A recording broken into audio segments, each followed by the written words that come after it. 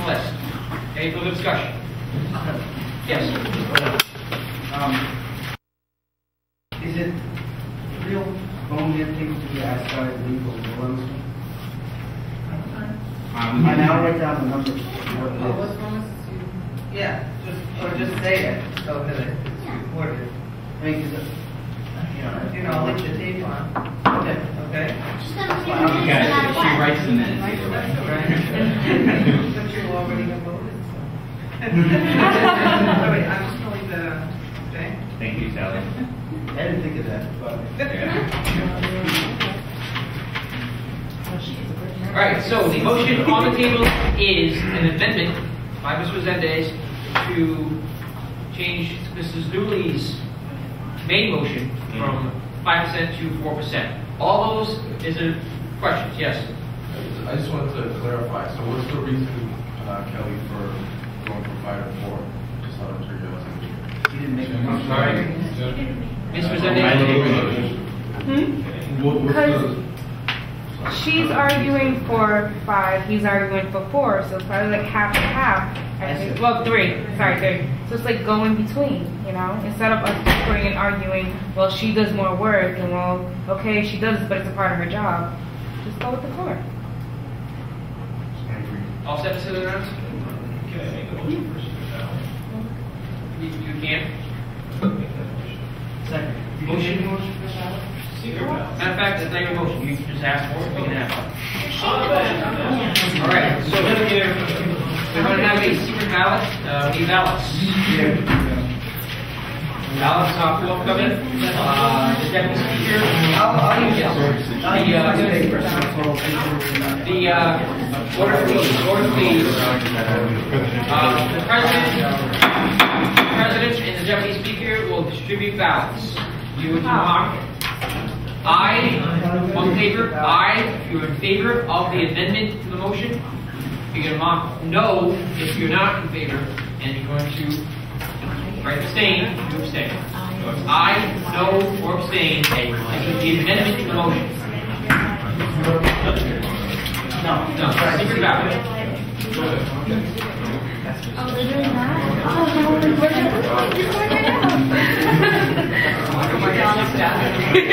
thank you. Oh, that's nice. What? It's financial matters, back this afternoon.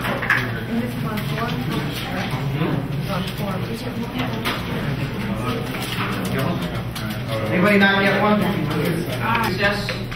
So the one ballot can be counted. Also, I just want to double check to make sure we're crossing our T's, dotting our I's, and check the legality of a secret ballot, because that's the body. I just want to make sure that we can vote on a non-electoral matter as a secret ballot. I just want to make sure, I'm pretty sure we can, but safe to double check. So I'm calling for a 5-minute recess. Don't go far. We'll go to the cafe and get some. Take 10 minutes. 5 minutes. We're going to resume and announce the results of the secret ballot. See, several people violated my order to go to the cafe. Not go to the cafe. They went to the cafe. I'm going to clear a quorum present. We're back in order. I need a motion before I can reveal the ballots. I need a motion to vote by secret ballot. Motion. Motion made by Mr. Kelly, seconded by Mr. Andrews. All those in favor? Aye. Opposed? Mr. Evangelista opposed for some reason. The motion carries. All right. Should we vote again? How about that? We already have the ballots. The final vote tally is 18 in favor, 1 opposed, and 3 abstentions. The motion carries. And just so you all know, you can vote by secret ballot if you vote, if you have a majority vote saying vote that way. And the reason why we can is because it can compel members to vote more by their wishes, which is what the intent was anyway. So the motion carries, and the motion is amended. The motion on the table now is to give our employees across the board 4% cost of living increase. That's what's on the table for discussion. After the list, just put out. I would like to say this. I thought about it in 5 minutes recess, and I think that right now, tentatively, 4%, there's number, call it cost of living increase, great, we got our stuff done, we can hand it out budget packet to ourselves and worry about it tomorrow.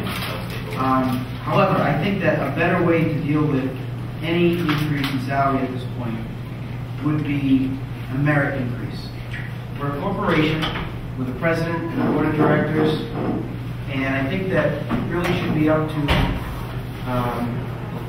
the personnel review committee, as well as the evaluations that any president does on his or her employees to determine what type of raise someone should get. I think that would inspire folks more than a COLA increase, and it would also reflect the job performance of folks, as well as encourage people to do the best they can and not just fail. Now, with that being said, I think 4% COLA increase is good to put for now, but keep that in the back of your head for when the budget comes up during the budget. Mr. Leonetti. When the PRC comes up, is that what we're going to be voting on, or the merit increase you're talking about? That is up to that committee, but that's what I would encourage it to be. There is no PRC right now. Dr. King is the PRC. PEC, Personal Evaluation Commission. Or whatever. And I'm going to appoint that next meeting. We're going to include some folks for that. So That would be, yeah. Okay. They would talk about that, and I hope that they would look at the job performance evaluations that past presidents as well as this president has done.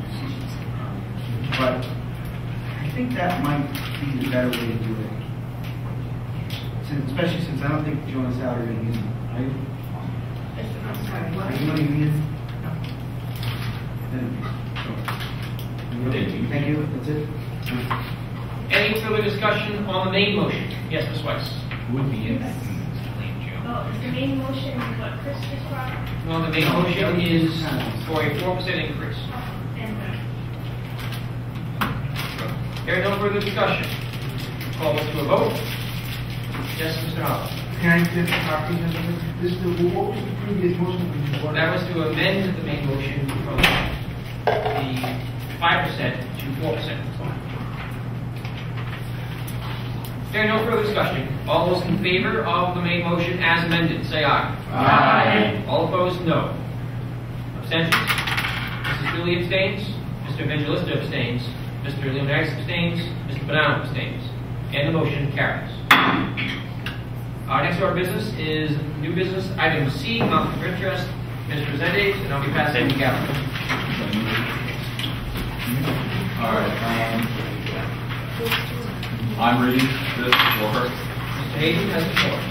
Dear Parliament members, as a fellow Parliament member who puts much effort into seeing that fair and unbiased decisions are made for the benefit of the Rhode Island college community, I am asking that we together support an issue to the Bylaws Commission.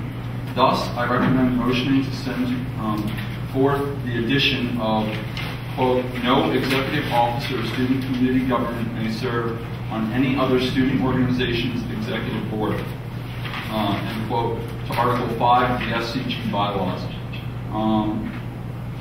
This is to prevent and or eliminate what may seem to be partial judgment in any favor, or in any group's favor. Many other student organization or government communities in the nation already have this placed in their constitution, and I believe it is time student community government incorporated begins to follow a similar trends that could only assist in our ability as a whole to strive toward just and neutral voting actions. We all are working together with this common interest of serving our community to the best of our abilities. The Bylaws Commission has the ability to allow this, as taken from SCG's webpage, or as taken from SCG's webpage. The powers and responsibilities of the Commission exist to further the causes of just, fair, and merciful consideration of the best interests of all parties. It is not possible to be an executive officer of SCG and an executive board member of a student organization and give equal time to both. It also places them into a position where they must choose which to support. Lastly, when an executive board member is placed in the position of executive office, or in the position of executive officer, places Parliament in an uncomfortable position of choosing to respect the position we voted them into, or going against persons who may have an agenda, or at least look to have one. Respectfully, Judge Menendez. That's it. I just wanted to say that being on the executive board is considered a full-time position between the Parliament meetings, getting ready for them, and doing office hours. So if it's considered a full-time job, how can you equally commit to another organization and be a student? It's sort of not possible.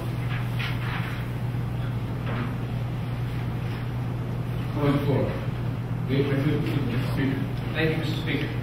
I would disagree with the intent of the motion. I would respectfully disagree with Mr. James and Mr. Menendez on the spirit of the motion, in that I wouldn't say it's impossible to be an executive board member of student government and executive board member of an organization, because I think we've witnessed executive board members of both serve as executive officers, and probably each year of student government's history dating back to the 1970s. And to change that, to alter that, would be changing the way things have been done for a long time. Now, because something has been done for a long time doesn't make it right. And sometimes you do have to change things that have been done for a long time when the eventual outcome serves the student body better. Well, in this case, it may and it may not, and here's why. When I joined Parliament 4 years ago, we had 9 or 10 members. Just curious, how many people here are officers in a student organization? What if these people aren't executive officers? That is true. I'm just wondering, how many Parliament members are officers in a student organization?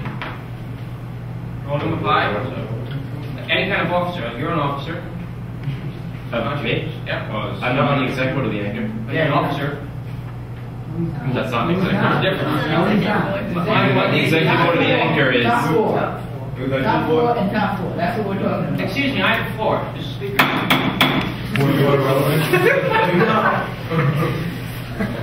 Yes, the top 4. But the arts and entertainment editor of the anchor, I believe, has a lot of responsibility.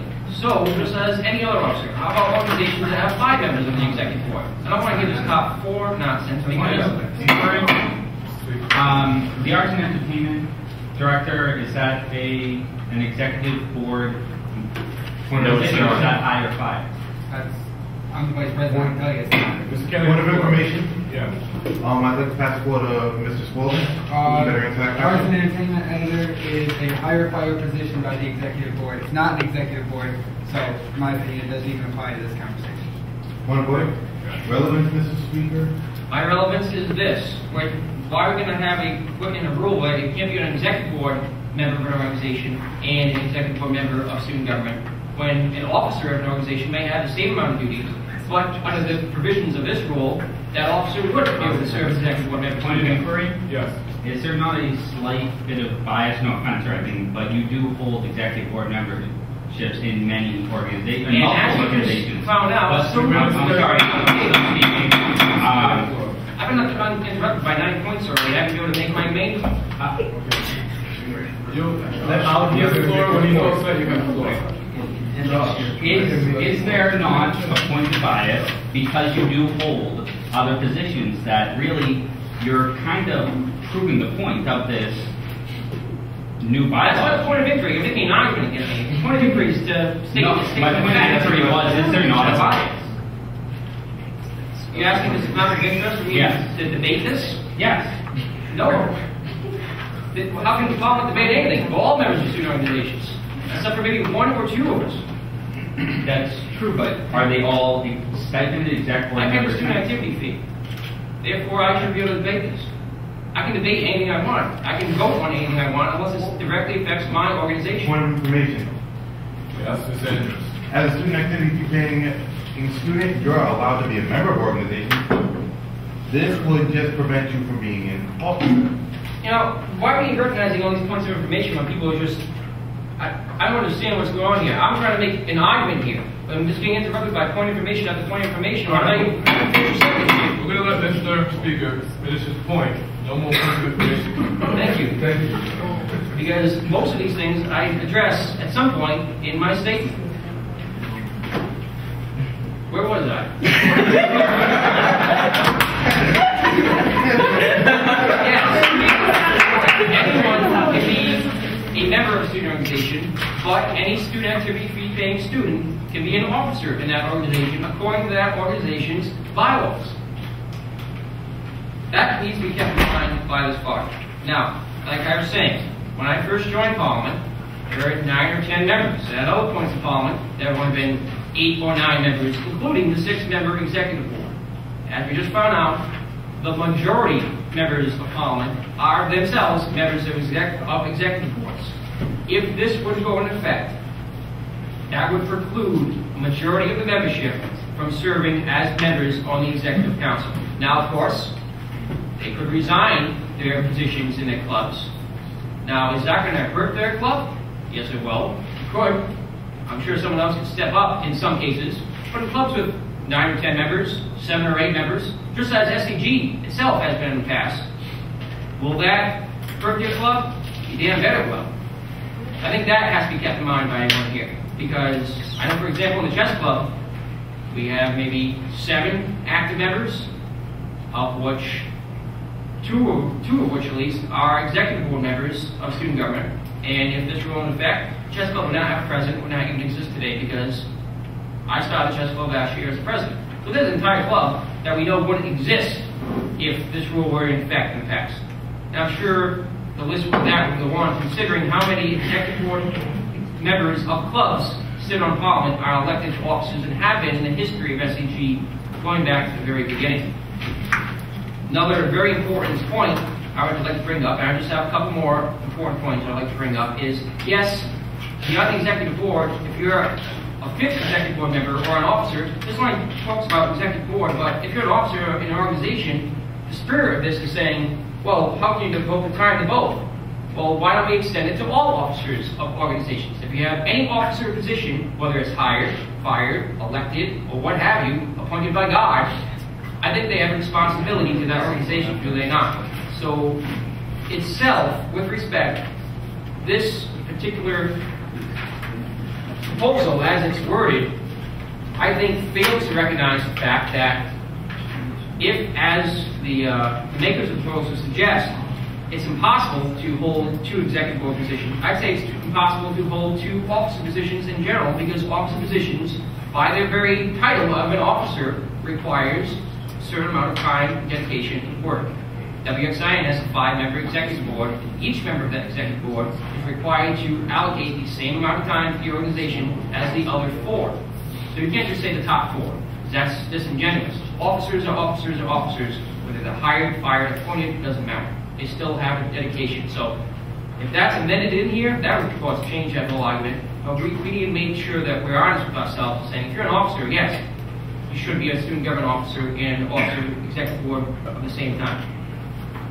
My second point, and probably more important point, is this. Are we going to limit ourselves to the pool of people that can be serving on student government? I think no, it's a bad idea, because as student activity fee paying students, we have an obligation to make sure that every student has an equal opportunity to excel. We're all required to sign conflict of interest statements. Everyone's aware of this, right? On those conflict of interest statements, what do we say? We write every club that we're part of. Those statements we sign are public. It's no secret what clubs we're part of, because we always abstain on things directly related to our club anyway, as Parliament members and as executive council members. Now, if the spirit of this is the same, the executive council cannot exhibit impartiality when making a decision relating to their club, guess what? They're not allowed to make a decision relating to the club in the first place. That's why we have a conflict of interest statement already in place. So all this would be doing is reinforcing a rule that already exists. So I'm not really sure what this would have as an impact, other than saying, oh, now you can't be part of any of the student organization's executive board. Even though you're a fine leader and you're fine enough to be elected to a leadership position in student government, you can't be a part of another student organization's executive board. They're going to be without you as a leader. If someone feels that they have the ability to dedicate that time, that's on them. And secondly, that's on the people who elect them. It's no secret who's a member of a student organization and who's an officer in a student organization. If the members of those bodies think that that person can hold those two office positions at the same time and run them effectively, then by all means, they should have that right to vote for who they think will be able to do it best. Think about that. If you're a member of two organizations at the same time, both of those organizations elected you. Both organizations knew you were in both. They elected you knowing you were in both, but they felt that you were still the best to do the job. And I don't think we should take that right and that responsibility away from the members of organizations on campus and in student government and Parliament itself, because I think we're smarter than that. I don't think that Parliament has a low level of intelligence. I think Parliament is smart enough to recognize, well, that person's in a lot of clubs. I'm going to vote for them anyway because I know they can do the job. Or I'm not going to vote for them because I don't think they can do the job. I think we should leave that decision to members of Parliament and not tie their hands in the future to not let them vote for the people, especially when Parliament is small, especially in the times when we don't have 30 people at this table, especially when we really need the help from people that know what they're doing. That's all I have to say. Thank you, Mr. Speaker. Next on the list is Mr. Kelly. That was so long, I forgot what he said. Yeah, I'll pop on this when I remember it. Next is Mr. Escobar. Did you remember? Yeah. Yeah, Rob, that was long. Lima brought up a lot of great points. But I feel that sometimes with the e-board of SCG, that maybe one club can take over SCG and then have it go their way. You know, and it stops maybe a potential monopoly. You know, maybe in the future, this is my first year, I don't want to pass, but maybe one club has already done that before. I don't know. So, I believe in the past there have been times when every member of the Student Government Executive Board was a member or an officer member of one club. It has happened in the past. I believe the most recent might have been the Anchor several years ago, where every member of our e-board was, I believe, an officer of the Anchor. Want clarification? No. Three out of the four. 3 out of 4? Yeah, one of the treasurer was clarification. Yes. Wasn't every member of last year's executive board prior to the impeachment of Eric Adams and the resignation of Chris a member of WXIN's executive board in some way? Yeah, with the exception of I didn't become an executive board member until halfway through the first semester of XIN. No, I mean, even so, it was prior to the impeachment and resignation of That's correct. So I don't know if we can, I like the idea that Jasmine has brought up, but I think we can maybe amend it to a point where the small clubs don't get hurt. And maybe the major clubs, Anchor would survive, WXIN would survive. The major clubs, you know, that could lose a potential e-board member if they wanted to decide to go to student community government and be on the e-board. And I also feel that they don't have to resign their spot if they're running for a potential SCG office. Maybe if they get elected and they win, that's when they would resign their position. Point of inquiry.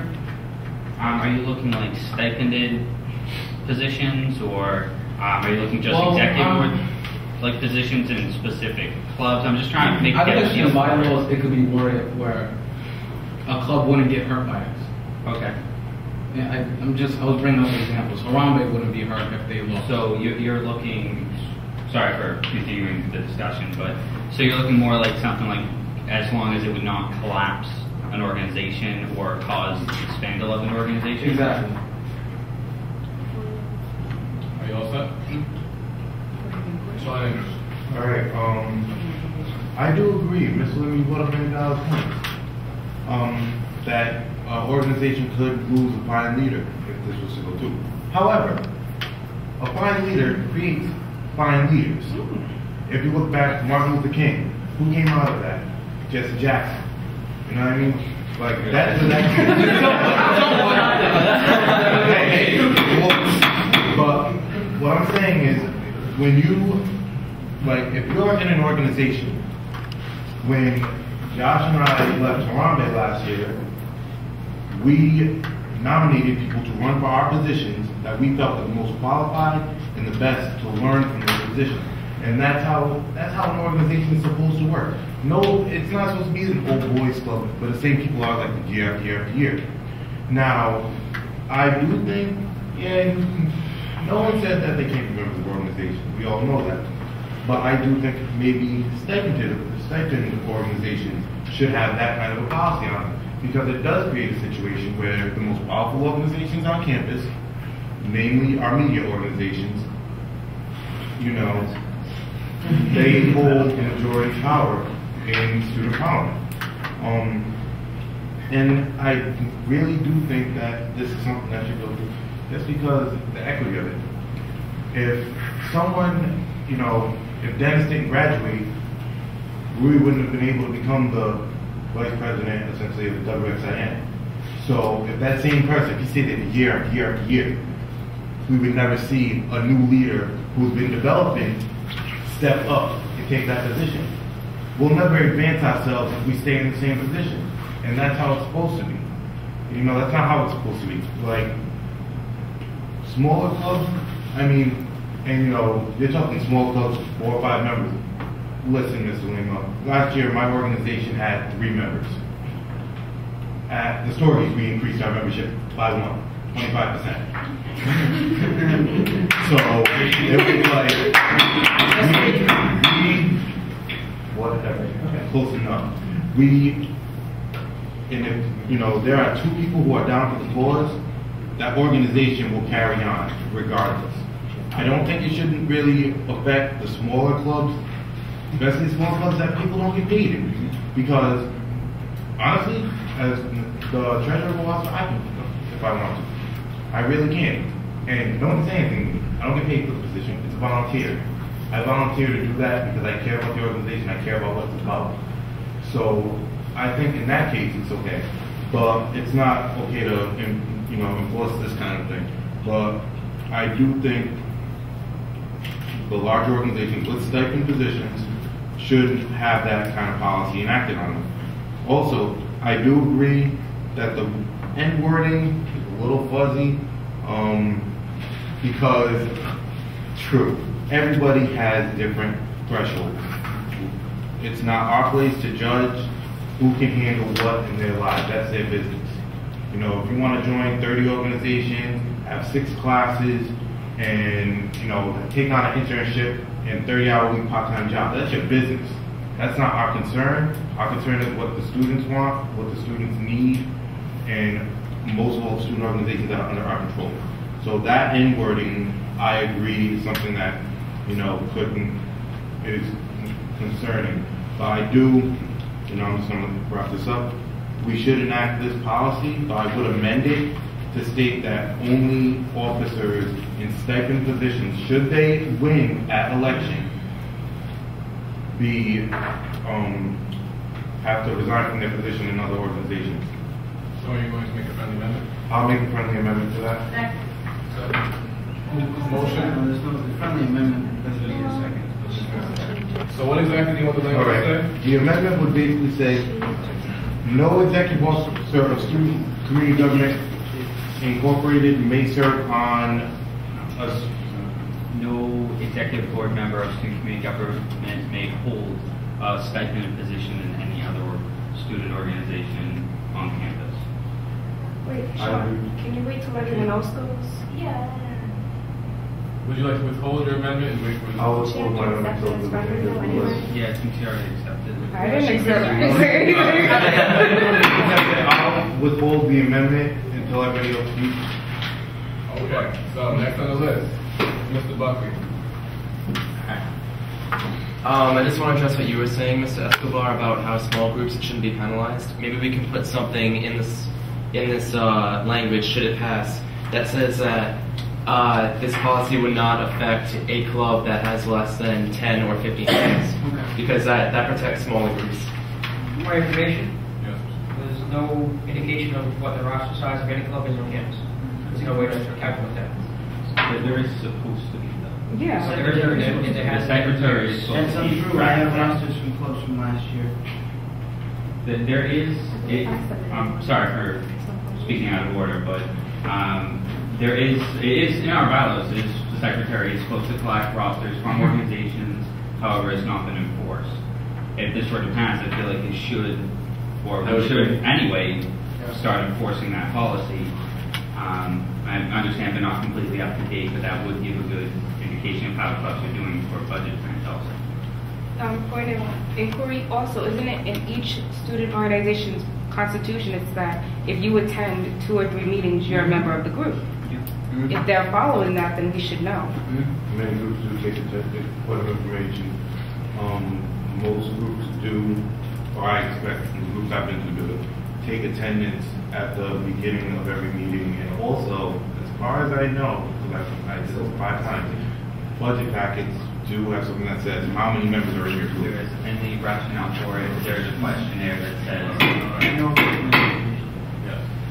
As secretary last year, I asked every club with their student packet to return a roster. Some of them did, some didn't. They didn't impose a penalty on it, but I did ask. So, obviously, there are some. I never really looked at them, but they're on file. That's the point. Point of inquiry, shouldn't it be taken of bylaws if it's not, if a group's not following their constitution?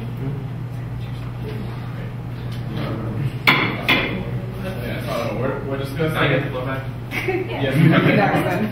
Stay with the stay on the conversation. Alright. Second, I have a question since this is brought up earlier. When we were discussing what the I don't know when it came up, but it was said that the exec board of student community government consists of the president, the vice president, the treasurer, and the secretary, and that the speaker and the deputy speaker are the executive officers of parliament. Mm-hmm. Does that mean that the speaker and the deputy speaker would be exempt from this? Yes, under the current order. Just something to keep in mind, Jasmine. Third, I think there's a big difference between being an executive officer of a club on campus like Rainbow or Harambe and being an executive board of student community government. If you want to run and have your campaign and get elected by parliament to be an executive member of student community government or student parliament, you should be willing to sacrifice what other executive positions you have. That's something that you have to take into account when you choose to campaign for a stipend position on SCG. And I would like to yield the floor to Cameron Spalding. First, I'll say why I even think that I should have the right to speak. And the first one is a lot of the talk has been about the Yanker, or those big clubs. I'm the vice president of that. And first off, I'll get into specifics of it, and I'm going to be as quick as I can. I support this. And I know I have members of my club that are instantly mad at me. But I do. And the reason I support this is I feel like you guys are something special. I've never been a member, but most of you can say I sit here almost every meeting. I love you, Nigel. But what you do is a service. And whether they're a member of the club and does it have a direct effect? No. But I don't think you can honestly tell yourself that if there's executive members of a club and they come before you and you're also an executive member of the club, that doesn't affect you. If you're saying that, you're lying to yourself. It affects you. I mean, I'm going to be honest, I know that I'd be easier on people that I'm exec board members with. Other thing, with the paid stipend positions, there's a big difference between an executive board member of the Yanker and a paid stipend member of the Yanker and their responsibilities. So I don't know how fair that is to go all the way down the board. Do they do a lot of work? Yes. Did they necessarily have the same responsibility as an executive board member in the direction of the organization, the central point of it? No, they don't. They do a job for the organization. They don't direct it. They don't do its books. They don't keep its minutes. They're members that serve a purpose. What we're talking about here is how a conflict of interest can come up. And that is when you're the treasurer of a group and you're also the treasurer of SCG. That's a conflict. That's a major conflict. And I know you talked about small groups. I hate to say it, and I don't see a necessity to put in something for small groups. And the reason I say that is it's completely unfair. It gives so much power to a small group that they don't necessarily need. And what they can do is, you talked about one group taking it over. If you're a small group that wants to grow, why don't you take over SCG? And now you control the whole show, and guess what? You can be as big as you want to be. So that's the thing. And when you become an executive board member of SCG, you've made a decision about what's important to you. You have. And I see no problem with you saying that that's more important to you than this. But you should have to say it. And it should have to be known. And yes, will it hurt a few small clubs? Yes, it will. But you want to know what? If that one club was that dependent on that person just to stay alive, did we really need that club? Did it really serve the students? We have 10,000 students, and apparently this club is held up by one. Do we need that club? I don't think we do. If any club on this campus would lose one member and fall apart, I don't think we need that club. Obviously, there isn't anybody else in that club that cares. So Alaska had 3 members and still operated. You can make it work. If you honestly think that you need 25 members to run a club, you're wrong. I run a club that has, 70 members? I also run a club that has 6. I like both of them equally. I feel like both can do anything they want to do if they really wanted to do it. You just need some people that care. And if you really only have one person that cares and when they leave you're screwed, you don't have a club. So what I just want to say that as a big member of one of the clubs that you're talking about all the time, and a member of one of those small clubs, I don't think it should be special. I think it should go to everybody. And I completely support this. And I think when you already have a conflict of interest policy like you have, I am amazed that this isn't already in there. I honestly think it's probably one of the best things that you guys have brought up this year, and you've done a lot of good things. So that's all I had to say. And I've sat here long enough without getting paid, so I'm going to leave. Get a minute, Get a minute. All set, Mr. Butler? Yeah. Mr. Butler? I am done with my time. Mr. James? All right. Ms. Weiss? Yeah. I know.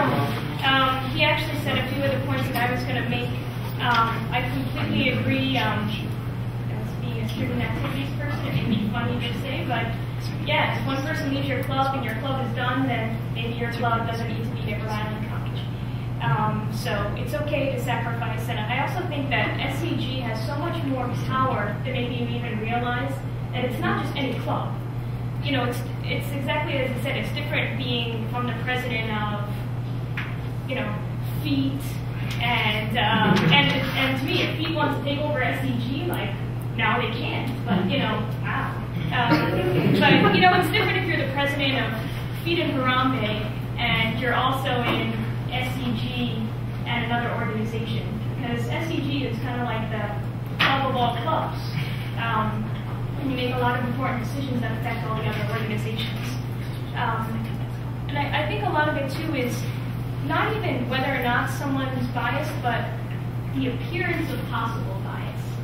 Because you want to be kind of beyond reproach, where if someone was to accuse you of, favoring a club that you're also involved with, where you can say, completely clear conscious, no, I'm not on the board of that club and I don't make decisions for it. And then, Cameron really said a lot of my stuff. My last thing is, I don't know that, and correct me if I'm wrong as far as procedure goes, if the body needs to make all of the amendments it wants to make right now, could it not send it to bylaws? Point of information. You're correct. We first sent the bylaws by majority vote. Bylaws would then discuss it, send it back to Parliament by majority vote, and then Parliament would have to have a 2/3 vote to pass it to go into effect next year. Motion to send bylaws. Already have that one. So just something so people don't feel so pressured to come up with the perfect, wording right now that it could go to bylaws for some doctoring off of it. But thank you, Jasmine, for bringing this. Problems, yeah. All right, I'm done. All right, Ms. Julie. Motion to send to the bylaws? Discussion? Motion already on the floor. There's no Jasmine, motion. did you make that motion already? I thought that was the motion. No, it's withheld. It's withheld. Yeah, you need to state who seconded it. Oh wait, who seconded? Call it. Motion by Ms. Dooley, second by Mr. Patterson. What's the motion? New list, discussion. Discussing now about this. We're discussing the bringing to bylaws. It was Ms. Dooley just motioned to the bylaws, Mr. Patterson seconded. Point of information? Yeah. So if we send it to bylaws, and sorry, I'm not being like, okay, you guys don't do anything, but Nick is speaker and he's also part of major organizations, and the president can veto any action that we send to bylaws. Shouldn't we talk about this a little bit more? Point of information. Mr. Speaker. Every committee of student government has the ability to send a minority report committee. So even if it went to bylaws and failed, the minority of the committee, so even one person votes, likes it and everyone else votes against it, which, keep in mind, Karen's on bylaws, so that's, it's not going to happen. Not one person can still bring that to Parliament. They have the right to bring it to Parliament. Parliament has the right to adopt either one. So if they can adopt one that 6 people like, the ones that one person likes. Secondly, yes, the president can veto an action of bylaws. But yes, Parliament also has the right to overturn the president's veto. Point of information. It needs 2/3 of majority to go into the bylaws anyway. My vetoing it is useless because it needs my, that just says I don't like it, which I can say at the meeting if I feel that way.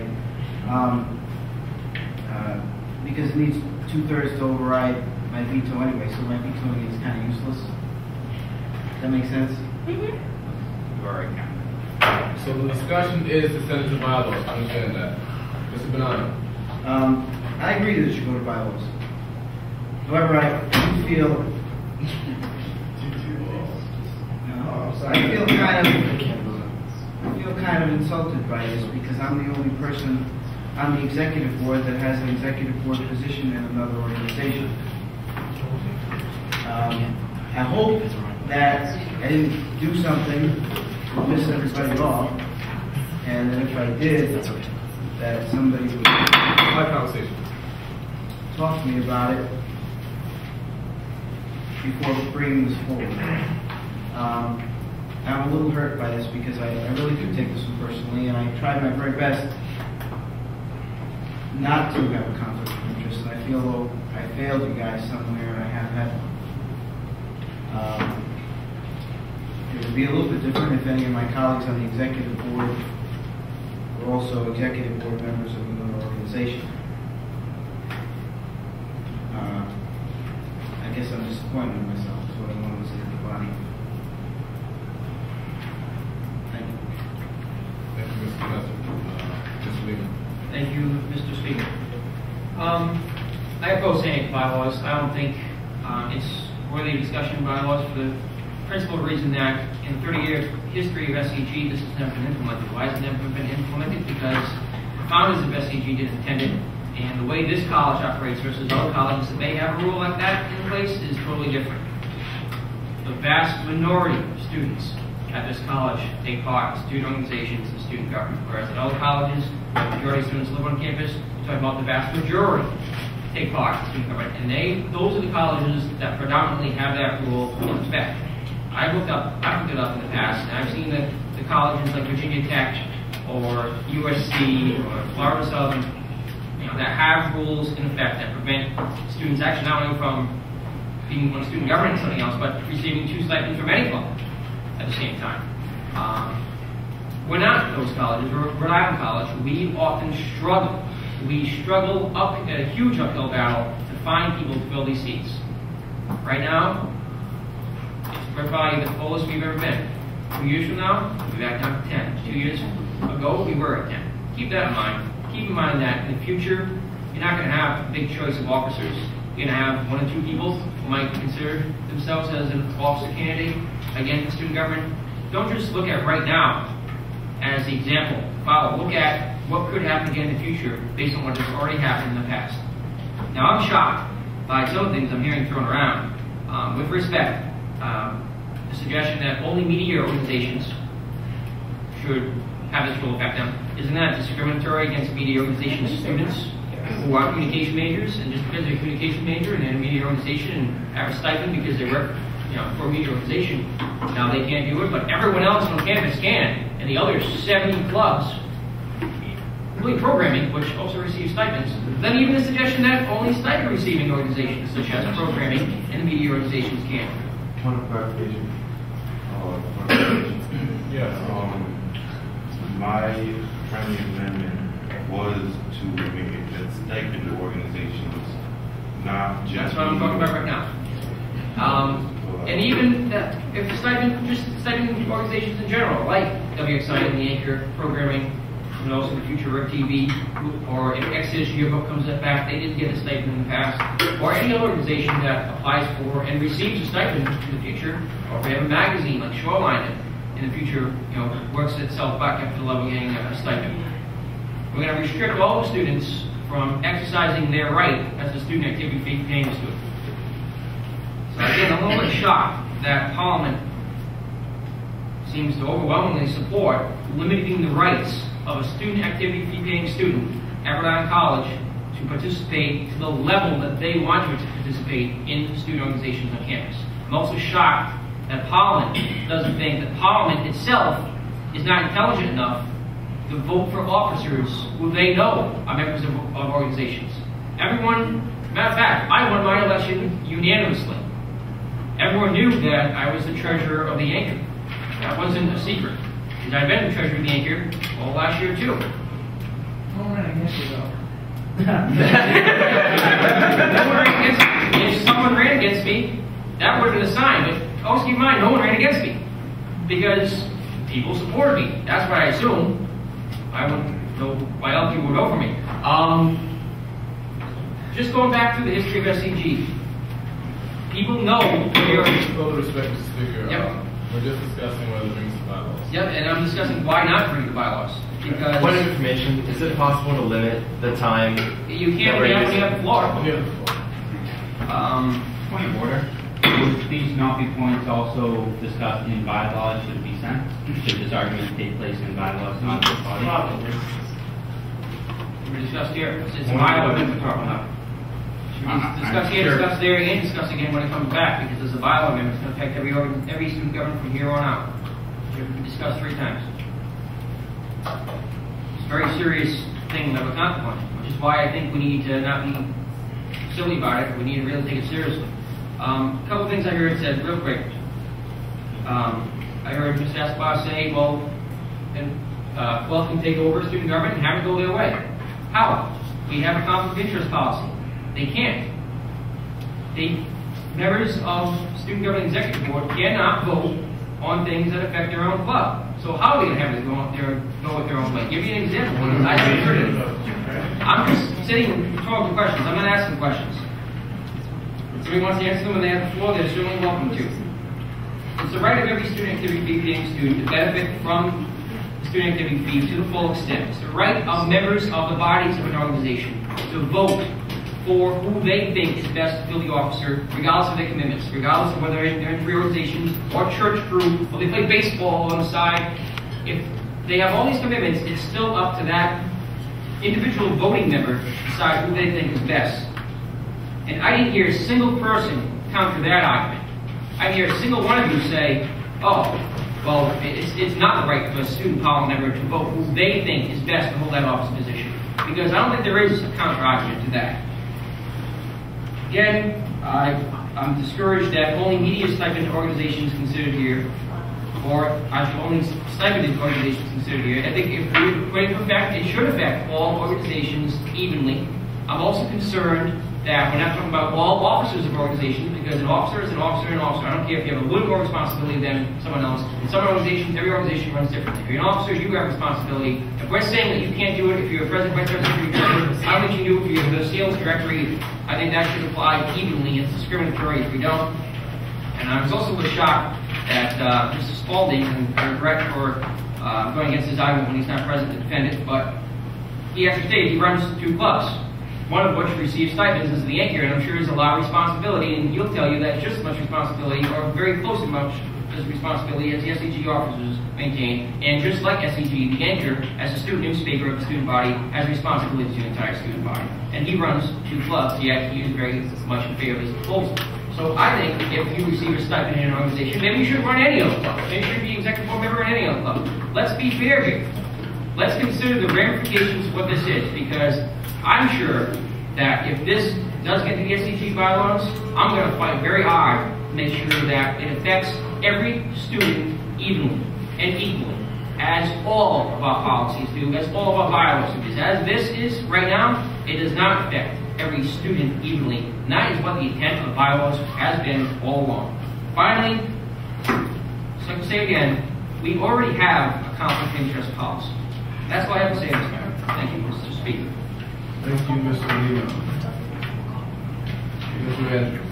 All right, Mr. Lima, it can go their way, very easily. When someone abstains from a vote, those abstentions go to the winning side. Point of order, a point of information. Yeah. They do not. We actually found out that they do not. It does do that. It was in my email, file went through great. All right.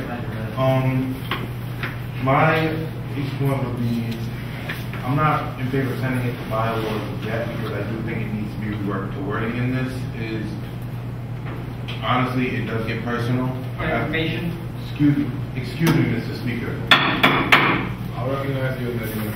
I'm sorry for interrupting you, but bylaws would be able to alter it as to fit the bylaws properly, and they would debate it at length, and then come back to us. So, this is a rough draft.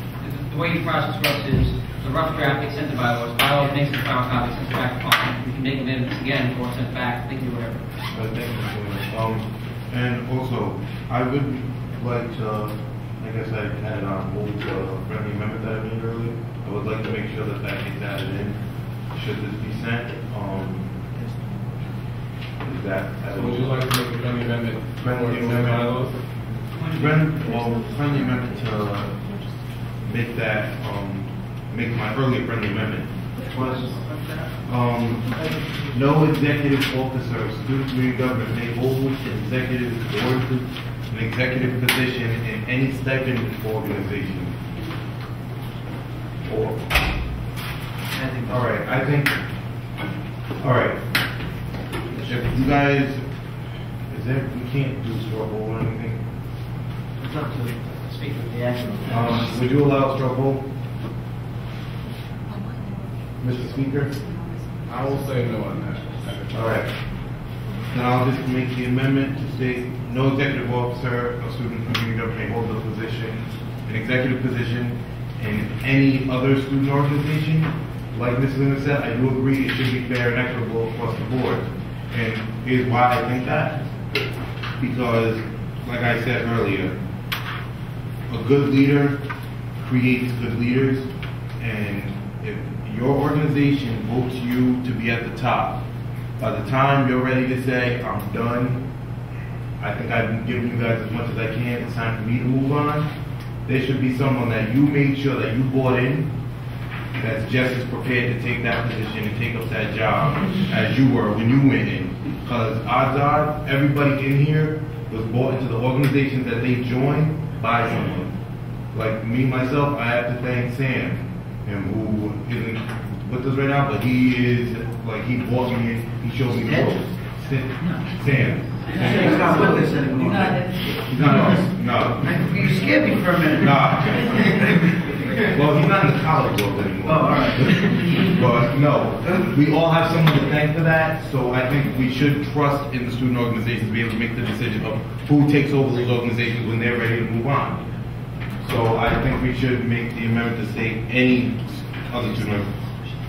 Oh, screw it, this is there's no point in making the friendly amendment. I withdraw it because it says it here. This is a bylaw question. Sorry, Mr. Kelly has a point. Would we be able to just to instruct bylaws to invite Mr. Andrews and Mr. Resendes to their meeting to discuss it? The bylaws commission will invite the makers of this motion to the meeting, absolutely, yes. So I think, I guess it's not forming for anymore, I'm sorry. Yeah, no, I just realized I'm not reaching a friendly amendment to something that's already written. Call questions? Motion to call questions? Actually, how many more people on the list? 1, 2, 3, 4, 5, 6, 7. They might have something really important to say. I withdraw my motion. I'll let it go. Okay, you all set, Mr. Andrews?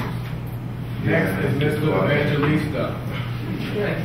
I remember what I want to say. It's just like, goddamn, I mean, my child got some messed up on my speaking. I'm speaking. I am totally for this. I was actually for this last year, so when I was listening to something towards you, I'm actually mainly for it last year as a club member. Last year I was a member of XIN, and I saw how much XIN suffered in the first 2 or 3 months when, and I'm saying this because I'm 100% to bylaw, because I'm really saying this. So I saw how much a club suffered, an individual club suffered because people's egos got in the way and they wanted to, they thought they didn't need to be in the specific club as much. So I want people to consider when they vote to send this bylaws not really affecting SCG board as much as the little clubs that we're actually supposed to be helping. I also want to state the fact that we are a corporation, and when I describe, when I tell people about SCG and what SCG is really here to do, SCG is a conglomerate, if you will, of all the clubs. We're the head of the clubs. And you don't see, GE is a conglomerate of many different corporations. And you don't see somebody who's the president of NBC, also the chairman of GE. It just doesn't happen. You can't run both things. So if we're going to always talk about we're a corporation and not professional, we need to see how the professional world runs. I'm trying to think what else I want to say. Oh yeah, that's the whole thing. No, thank you. I think that's all I want to say at this point. Unless, can I come on a friendly amendment? Is that, You can invite you to the bylaws meeting. Okay, invite me. No. Oh, nice little, I'm done. All set. Thank you. Mr. Howard. Well, I mean, I think that really I've tried to listen closely with this man. I just think what Mr. Lee said about the fact that I understand the purpose of the attempted motion, but I don't agree with it because Mr. Lehman said very clearly that for a long time there are students who have served on both, and apparently there hasn't been any problem. And why I'm saying that the motion is intended to prevent problems, honestly, I don't have a reason to believe that the way things are a problem. I have no reason to believe that. Therefore, I oppose the motion. I see no reason to do that.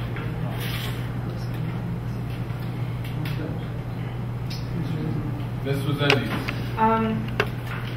Well, I just feel like if bylaws was doing what they were supposed to, we would know how many members were in each group because it's a part of their constitution. It's actually, it's not the bylaws. Speaking as a former secretary, Jasmine, speaking as a former secretary, it's actually the secretary's office's responsibility to get those rosters. And So thereby, what do we do when they don't send them? We just let it go? Well, that's what I did last year because for the first time in years, someone had asked for them. For information. Used to it.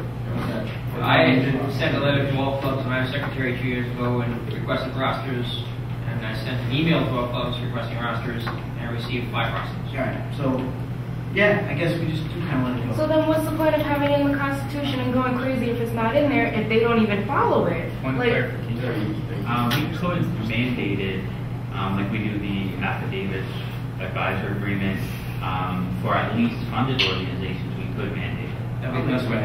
Because that could just be added as another piece of paperwork that has to be funded to student activities and SCG in order to receive funding.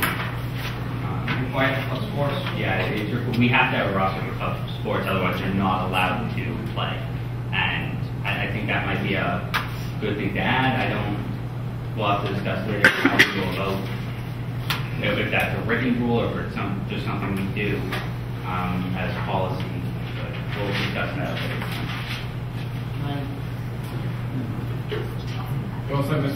No.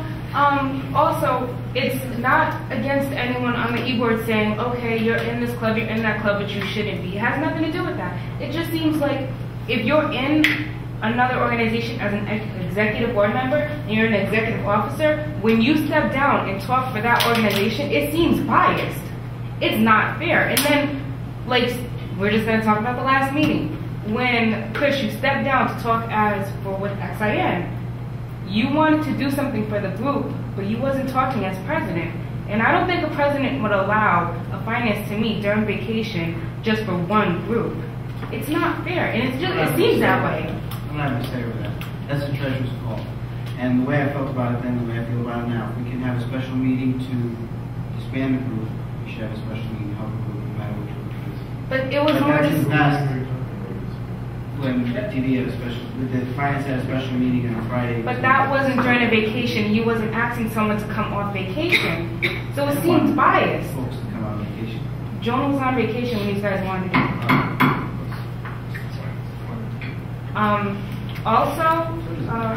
I just feel like if you really want to be an executive officer, you should be willing to step down to do this. If you really want it that badly, nothing else should get in the way. And if you're an executive officer in another group, you should be able to find someone else to run the group for you if you really want that group to flourish. That's it. And it has nothing to do with you, Nick, feeling hurt that Parliament came to you about this, because the majority of the people on Parliament feel this way. We feel like... We don't know that. Okay, well then... I don't feel hurt. This is just what I believe for a long time about politics. So it's just that politics. Well, by you saying I feel hurt. I said that. You said that. I don't feel hurt. Okay, well still, executive officers. If you I'm not start... even an executive officer. By Chris saying I feel hurt, it's not meant to hurt you personally. It's just to draw a line between, okay, what are you really here for? What are you really supporting? And I've talked to people in Parliament, and they believe, you know what? It does seem unfair when the executive officer is in an executive board, and then they come up to Parliament like supporting issues of their group, and they're not really thinking about what they're really running for. Also, even though Parliament hasn't changed this rule in 30 years, and we've been doing the same thing, we're different now. We have a larger group, we have more people, so it's easier to have a monopoly going on. And there should be change, and there can be change. So I don't see no reason why we shouldn't change bylaws in the Constitution or bring it to bylaws to change things if we can. It's not going to hurt anyone, because you guys can find ways around it. Thank you, Mr. Dunn. Yes, we can.